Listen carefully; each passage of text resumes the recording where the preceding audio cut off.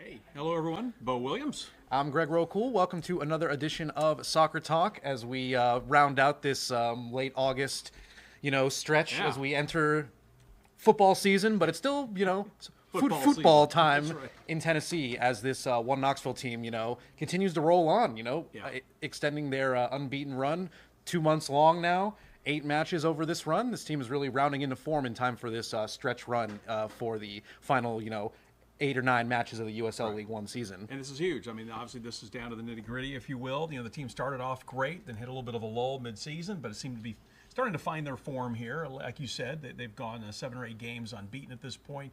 And again, every point counts right now when you're trying to solidify that spot in the playoffs and hopefully get a chance to play at home as well. Want to solidify that as well. So things are looking good right now. Of course, the team coming off its first ever matchup with Spokane. Spokane making the, 3,000-mile trip, whatever it is, across the country to take on One Knox. Coming away with a point in this one against a good Spokane team. But again, when you're at home, you only got, 2 handfuls of games left right now. You kind of would have preferred to bring home the 3 points, but at this point, you'll take the point, say thanks, and we'll move on to the next game. Exactly. This was a Friday game, and so they would have had, if they would have won, they could have gone top of the table at least for the 24 hours before the rest of the weekend slate kicked in. But this was a pretty eventful one. It was a really high octane first half, and we got it going early with this near chance from Kempis Tequila. We see a nice combination here with Richie and Frank Ross on that left flank. Frank Ross has been one of the great dribblers in this team, and he does a great to pull it back to Tequila, and a great save at the near post by Brooks Thompson to keep this one level. Just does a great job just creating opportunities. That's why you love watching Frank Ross play. And again, you saw there getting the cross in, Tequila not able to put it away. But again, it's nice to see this, though. The team pressing up, moving up, countering, able to generate some chances, something in there for a while we really weren't seeing a whole lot of. But it's great to see the team now starting to at least put the ball, that wasn't necessarily on net, but it was close enough. Exactly. It was enough to scare Spokane there. So, and that wasn't the last opportunity they had, obviously. Exactly. We've talked about it so many times, just the way that Tequila, the way he can move around, work into that open space where, or anticipate where it might be to get those chances to happen. So we see that in a couple instances in this match. And, he's on a hot streak entering this match, 3 goals in his last 2 matches. And I think he was able to extend it later in this match. But let's take it to the 27th minute. Under the new manager, and since they've kind of changed their playing style a little bit more aggressive, but that also, leaves you a little bit more susceptible going the other way. It does leave you open for maybe a quick counter, that is for sure. But I do like the fact that they're pressing up higher, but you're right, it does leave some space in the back, and I know you're going to point that out, where Spokane almost was able to take advantage of that. Exactly. It almost came back to bite them here with this turnover in their own half. Attacker looks up, sees Sean Lewis off his line, and only just feet away from catching out the One Knox keeper to take the lead.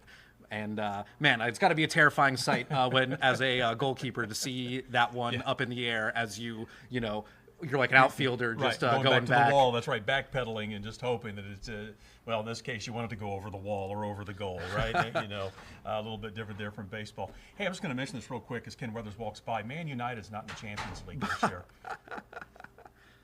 Whoosh. We got Man City fan Bo here.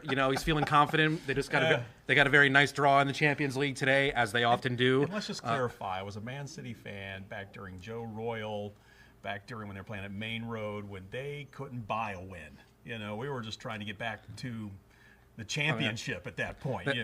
This was before the money rolled in. We were hoping we'd get back to the Premier League. It was just Bo and the Gallagher twins from Oasis, those were the only fans. That was about it. That's right. So needless to say, we're happy things have changed. Ken's a good sport. It's like picking up. All right, let's go to the 28th minute. One Knox gets a chance. Exactly. I think just the very next sequence of play right after that near goal for Spokane, you see some other great work on the left flank here. A great ball in behind for Richie, just takes out much of the defense, finds Zaracostas again, who bears down on that defense.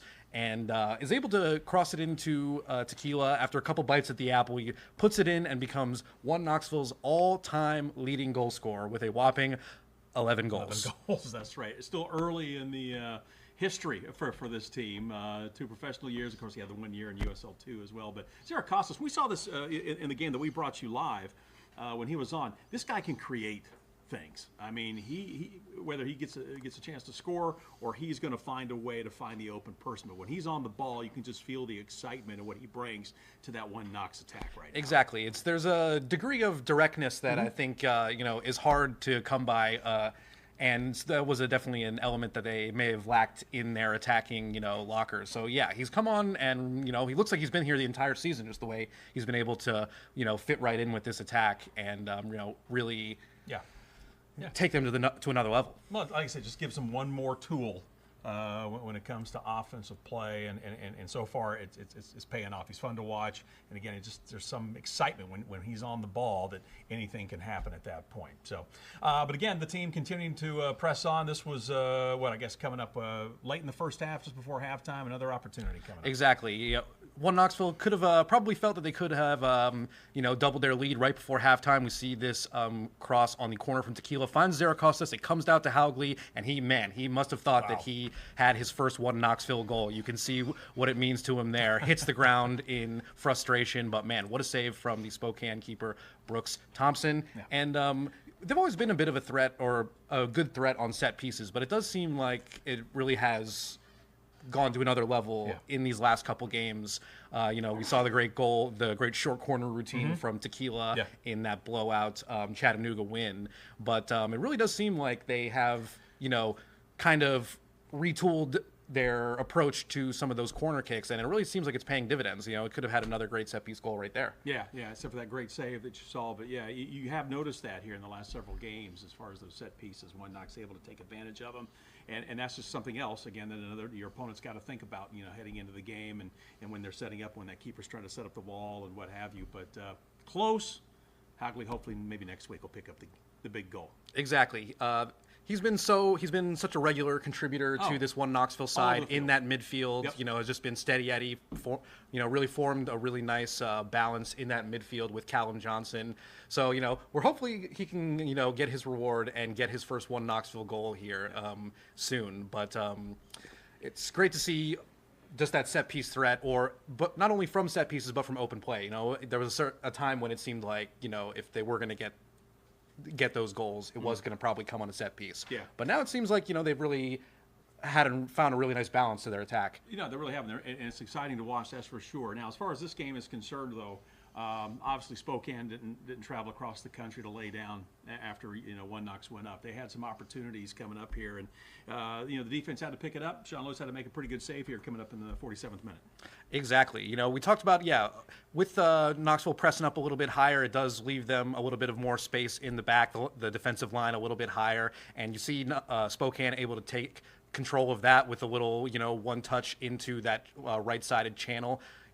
One-on-one, Sean Lewis stands up tall and makes a huge save to preserve this Knoxville lead in the 48th minute, I guess, here. And, that just goes to show why Sean Lewis is really one of the most reliable, most consistent goalkeepers in USL League One. And we've even seen the backup keeper, Johan Garibay, come in and deputize really well for Sean Lewis.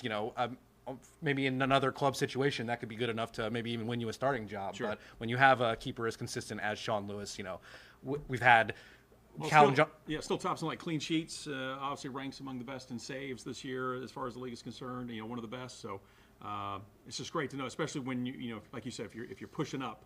And you got a little bit of a gap there that you got a guy back who's minding the store that can make sure that can be that wall for you, and that gives the defense a little bit more confidence too when they are pressing a little bit higher. That they've got somebody backing them up. Exactly. Well, we've had Callum Johnson on here. We've had Jalen Chrysler. One of the stalwart defenders on that back line.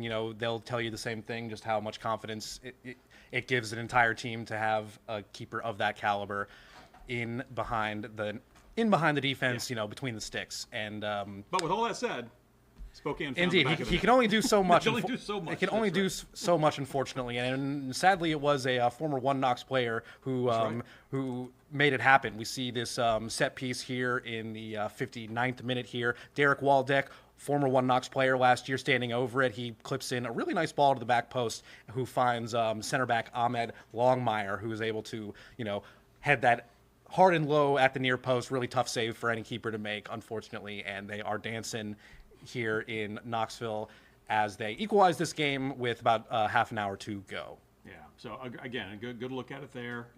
Just inside the post, just really there's only so much space in between Lewis and the post, and that's where the ball went. So it was nicely placed, that is for sure, and a good quality goal there for Spokane.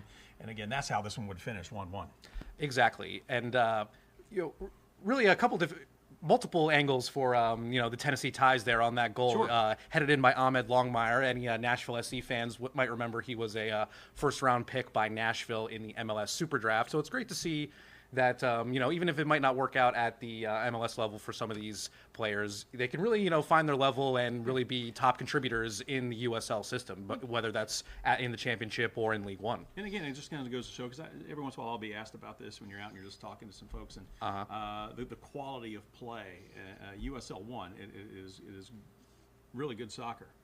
It really is. Absolutely. These teams you're seeing guys move up to the next levels as well, whether it's championship. We're going to talk about somebody who went up to MLS, is now playing international soccer, coming up here shortly. But again, it just kind of goes to show that the players that they're bringing in for USL 1 is really good, and it's good quality when you go out there and watch on the field. So. That's right. And on the One Knox front, just the way that they've been able to recruit and replace or regenerate in this second season. Derek Waldeck was such a key contributor to this One Knoxville side in their first professional season. He led the team in assists, I think, from that left wing back position. I think 6 or 7 assists from that deep lying position. And he's a threat he's got great service from those set pieces, and you saw that pay dividends for Spokane. I think he was one of the first signings for Spokane for this expansion franchise. So. But I want to go back and see, one of these days we'll have to get Drew McKenna back in here, because one thing I want to talk to him about, I was listening to a podcast the other day. I'm a big Charlotte FC guy, and they were talking with their management crew. What they do, they were saying, when you have to go out and find a player, right, they have for every position a depth chart of 45 possibilities, right? Wow. I was blown away as well. I mean, whether it's right back, right center back, left center back, what have you. I'm curious to see how it works at this level. What is their approach? Because, like you said, we've brought some players in, obviously, to fill some key holes, and we've done very well doing that. But we'll have to bring Drew in sometime to find out about the recruiting process, bringing players in to USL 1, how all that works. Exactly. I did get to discuss that a little bit with Ami Rabi, one of the, I think, the director of partnerships for One Knoxville. He was in here for our first broadcast when we were doing the Madison game, and he talked a little bit about that process. It's they're out there, they're grinding tape on a Y Scout, which is where you can really just look at specific clips of one player condensed over any number of games. They're speaking with agents or getting fielding now, because you do have the computer in front of you. You massive. You can look all over the world. When before you had to send somebody out or contract with some type of scout. Here you can just pop it in, and there they are. Exactly. And now that, the USL League One has kind of, there's been proof of concept for this third division, has shown that it is a high level of play. He was saying, not only are they, in contact with agents, now it's coming the other way. Agents are calling them up being like, hey, my player, I think, could be an asset to you and an asset to this league. So it is really fascinating to think about, yes, at this level, not quite the resources of a Charlotte FC or your European sides, but in the case of Knoxville, a lot of their recruiting has been spot on. So they're doing something right. Yeah, they've done a great job filling the holes when they've needed to. Take a look at the standings and still what's ahead for One Knox. Obviously, still a lot of soccer to go, but right now the team looking great as far as the postseason, sitting 4th right now overall in the table there. Independent Charlotte up there at the top with 28 points, but One Knox not far off with 24 right now, and still a lot of soccer to go. Exactly. There is it's a USL Jägermeister Cup weekend this weekend, the final matches of group stage play this weekend. So they're going to be on the road this weekend against Tormenta in the Cup. Unfortunately, this is going to be, largely a dead rubber match, barring a goal bonanza, unlike we've ever seen from One Knoxville. That is their only method that they would be able to qualify for that next round, would be the highest goal-scoring team. But it's going to be interesting to see what they do in terms of how they approach that match. I think, we could see maybe some of those younger players getting opportunities to play. Leo Santos, Dennis Ramirez, who's now appeared on the bench a couple times for Knoxville, hasn't made his debut yet, but it's going to be interesting to see how they approach that one. But this is a team now that has, like we said, has extended their unbeaten streak to 8 matches, dating back to this Forward Madison match on June 29th. You've got four matches, 4 draws over that time, both in League One and in the Jägermeister Cup with a shootout win and a shootout loss. Those both go down as draws, of course. But yeah, this team is really rounding in form, playing their best soccer, and that's really going to be exciting to see how they are able to finish this season and potentially, like you were saying, secure that playoff, not only the playoff bid, but a home playoff match if they're able to, maintain their form and stay in the top 4. Yeah, that definitely would be nice to do. And again, we'll have to see how this one plays out. One of the key components of all this, and we've already mentioned his name a couple times, Kempis Tequila, and he is up for Player of the Month in USL 1. He is one of 4, was it 4 they list? That's right. Yeah, but you can see him right there, Kempis Tequila. His hair has been dyed a different color. So that's an old picture. They're going to have to update it on USL 1. But nevertheless, good to see some One Knox players getting recognized. Exactly. He truly has been, the straw that stirs the drink for this One Knoxville attack. The way he's able to link with these players, find space in front of a goal. I think he's going to be one of the vote leaders, if I had to guess, just the way he's been able to be so impressive and kind of spearhead this attack and continue this unbeaten streak for Knoxville. So you can cast your votes on USLLeague1.com, and it's going to be interesting to see if he's able to continue that strong form. We've seen that budding partnership with Zaracostas. Sure. Can that continue to foment? It's working great right now. Man, yeah, absolutely. Yeah. And obviously, we're talking about Kempis, but a former One Knoxer. We kind of alluded to it a few moments ago. Someone who found a home in MLS and is now getting ready to go represent his country. This is huge. Just not for One Knox too. When you're trying to bring players in, you can use this as part of your tool to say, hey, come here, look what we've been doing. We're producing some excellent talent. But this is just great to see for this young man as well. Absolutely. If you were, if you got a chance to go to a game when they were in League Two back in 2022, playing all around the city, and before having a couple of those matches at Maryville College, you were probably seeing a very dynamic attacker by the name of Stephen Afrifa in that Knoxville attack. And following his time at One Knox, he was a top 10 pick in the MLS Super Draft for the Sporting Kansas City team, 8th overall, I believe. And he's really come into his own in this 2024 season. I think he's got now 5 or 6 goals in all competitions.